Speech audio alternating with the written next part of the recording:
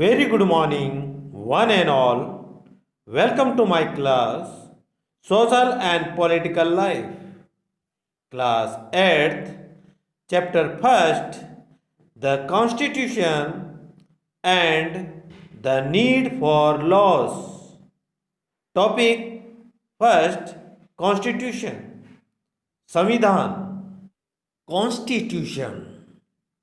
A constitution is an important document having the fundamental principles and laws of a country or an organization to run it smoothly.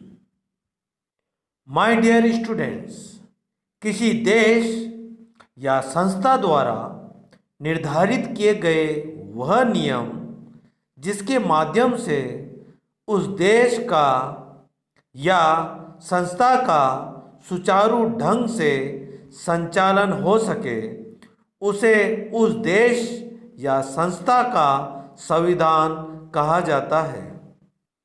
Bharat का संविधान भारत का सर्वोच्च विधान है जो संविधान सभा द्वारा 26 नवंबर 1949 को पारित हुआ तथा 26 जनवरी 1950 से प्रभावी हुआ।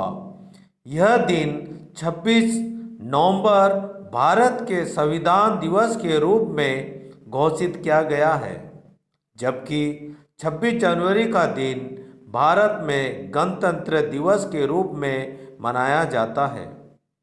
भारत का संविधान विश्व के किसी भी गणतांत्रिक देश का सबसे लंबा लिखित संविधान है। Let us discuss the need of a constitution. To understand need of a constitution, we go through an example of classroom. हम यह क्लासरूम को देखते हैं कि यहाँ पर बच्चे कोई बातें कर रहे हैं, हंस रहे हैं। इनका कोई रूल्स नहीं है, कोई नियम नहीं है। इस पिक्चर में कुछ बच्चे बातें कर रहे हैं, टेबल पर बैठे हैं और कोई अभी पढ़ाई नहीं कर रहा है। इनके पास कोई टाइम नहीं है कब पढ़ाई करना है, कब बातें करना है।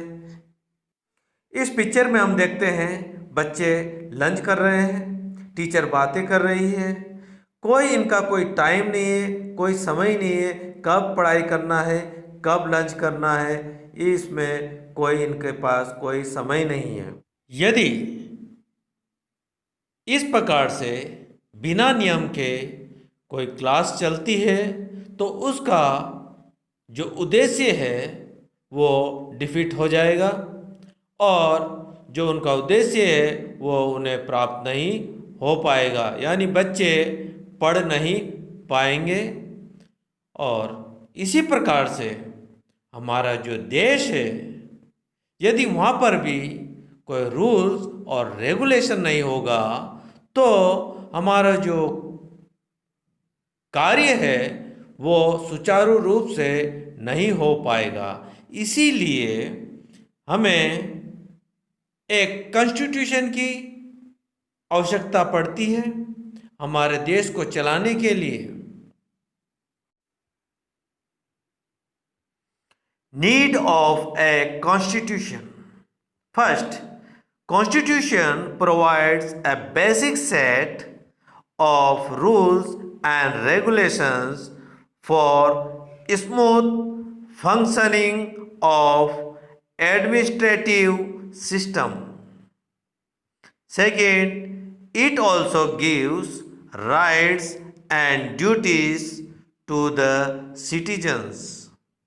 Third, it is the source of power to the people to form a desired government. Fourth, it ensures that all its citizens get proper justice in all the fields. Thank you very much for listening me.